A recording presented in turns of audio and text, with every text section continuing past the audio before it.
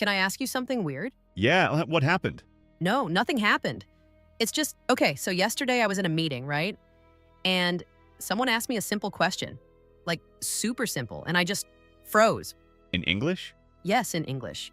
And I knew the answer. I knew exactly what I wanted to say, but the words just didn't come out. Oh, man.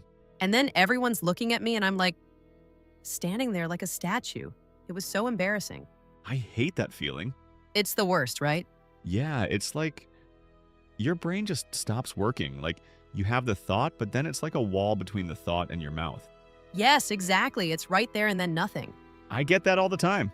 Wait, really? You seem so comfortable speaking. No, I fake it a little. Like inside, sometimes I'm panicking. Okay, that actually makes me feel better. Yeah, you're welcome.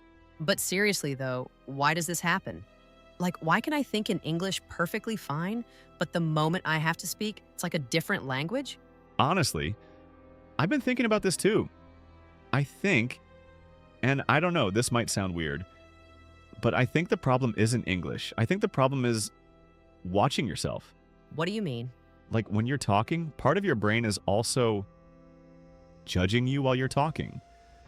Like there's you and then there's a little voice going, is that the right word? Are they understanding you? Do you sound stupid? Oh my God, that's exactly it. And once that voice starts, you're done. Finished, like bye. Your brain just leaves the chat. Exactly, it just logs off, no warning.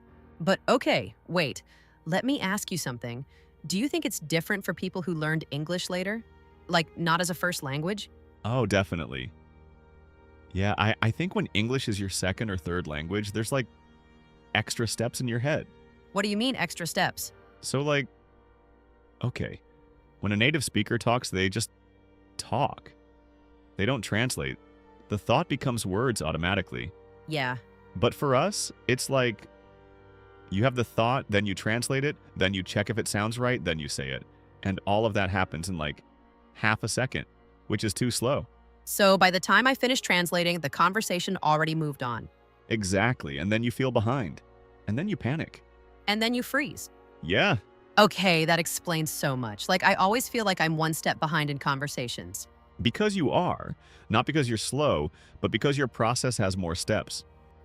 That's actually kind of, I don't know, that's sad, but also makes sense. It's not sad. It just means your brain is working harder. Yeah, I guess. Can I tell you something embarrassing? Please. Okay, so a few months ago, I had to call a restaurant just to make a reservation. And I wrote a script before I called. Wait, seriously? Full script. Like, hello, I would like to make a reservation for 2 people on Friday at 7. And then what? And then the guy asked me, would you like a window seat? And I completely blanked because that wasn't in the script. No. I just said yes to everything. I don't even know what I agreed to. Oh no, B. I know. But the point is, even I do that. Even people who look comfortable, they're still doing these weird things in private to prepare. That's kind of sweet, actually. And also a little crazy. Yeah, mostly crazy. Okay, but here's what I don't understand. Like, I can text in English totally fine, no problem. I'm fast, I'm clear, everything. Yeah, But speaking, it's like a different skill. it is a different skill. Really? Yeah, I think people don't realize that. Like writing and speaking, they look the same, but they use different parts of your brain. When you write, you have time. You can delete, you can edit, but speaking is live, no edits. And that's scary. Super scary, because mistakes are visible, like immediately. And people are watching. Yeah, and I think that's really the root of it for most people. It's not that they don't know English, it's that they're afraid of making a mistake in front of someone. Exactly. Like, I know the grammar, I've studied grammar, but in the moment, none of that matters. Right. Grammar knowledge and speaking fluency are not the same thing, at all. That's kind of a big deal. I think most English education is built around grammar. And then people come out of school knowing all the rules, but being completely unable to hold a normal conversation. Okay, wait, that's exactly what happened to me. I was good in school. Tests, writing, great. Speaking, disaster. Because school doesn't train your mouth, it trains your brain. Wow, yeah, I never thought about it like that. Can I say something honestly? Of course. Sometimes I feel stupid when I can't speak well. Like, I know I'm not stupid. I know that.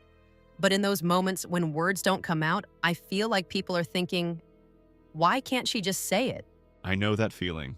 And the worst part is, well, I'm not even sure if people are actually judging me, but it feels like they are. Most of the time they're not, I know, logically I know that. But when you're in it, it doesn't matter. Your body already decided it's dangerous. Exactly. Like my heart rate goes up, my brain goes blank. Like it's like a threat response. Yeah, it kind of is. Your nervous system doesn't know the difference between a lion is chasing me and I have to speak English in front of people. That's terrifying and also weirdly accurate. It's actually called communication anxiety. It's a real thing, and it affects a lot of people. Like a lot? Like, most people who speak a second language experience some version of it. You're not unusual, you're actually super normal. Okay, that's reassuring, slightly. Just slightly? I'll take it. So what actually helps? Like not textbook advice, real stuff. Okay, real stuff. Honestly, output. Just more output. Meaning? Meaning stop waiting until you feel ready. Because you'll never feel ready, you just have to speak. Badly at first. That's the whole point. But that's so hard. I know. But here's the thing. Fluency is not about knowing more. It's about doing more. Like, you can study for years. But 10 minutes of actual conversation does more than 10 hours of studying. Really? Yeah, because when you speak, your brain is forced to retrieve words under pressure. And the more you do that, the faster retrieval gets. So it's like training, like a muscle. Exactly like a muscle. You don't get stronger by reading about lifting. You get stronger by lifting. Okay, that makes sense, even if I hate it. Yeah, the discomfort is the training. That's annoying but true. Very annoying. Can I add one more thing? Yeah, go ahead. Stop waiting for perfect sentences. That's a big one. What do you mean? Like a lot of people, especially people who are smart, who care about how they sound, they're waiting until the perfect sentence is ready in their head before they speak. And that takes too long. Okay, guilty. Real speakers don't do that. They start talking and figure it out on the way. But what if I say something wrong? Then you say it wrong, and then you fix it or you don't, and the conversation continues. Nobody is grading you. The goal is communication, not perfection. That sounds simple. Why is it so hard? Because somewhere, someone told you that being wrong is bad, and your brain believed it. Yeah, school will do that to you. Yeah, school really did a number on us. Honestly. You know what I want to try? What? Talking more, like even if it's small stuff, just more talking. That's literally it. That's the whole thing. That's the secret? That's the secret. Which is annoying because it's not really a secret. I was hoping for something more complicated. Sorry, the boring answer is the right one. Talk more. Make mistakes. Keep going. Talk more, make mistakes, keep going. Okay, I can do that. You're already doing it. Wait, am I? You just had a 20-minute conversation in English, pretty naturally, without freezing. Oh, Yeah, I didn't even notice. that's kind of the point. Okay, I think I needed this conversation. Me too, honestly. You did? Yeah, saying this stuff out loud kind of reminds me too. Like, I forget sometimes. I start being too careful again. We all do, I think. Yeah, So, what do we tell people? If someone's listening and they feel like this? I'd say you're not bad at English. You're just afraid. And that's different. That's a big difference. A huge difference. One is about ability. The other is about practice and time. And you can fix fear. You can't fix it completely, but you can get used to it. You can shrink it. And the more you speak. The smaller it gets. I like that. Me too. Okay, so you're not bad at English. You're just nervous. And nervous is fixable. With practice. Lots of slightly awkward practice. The most awkward practice you can find. Perfect, that's the plan. That's the whole plan. All right, see you next time. See you.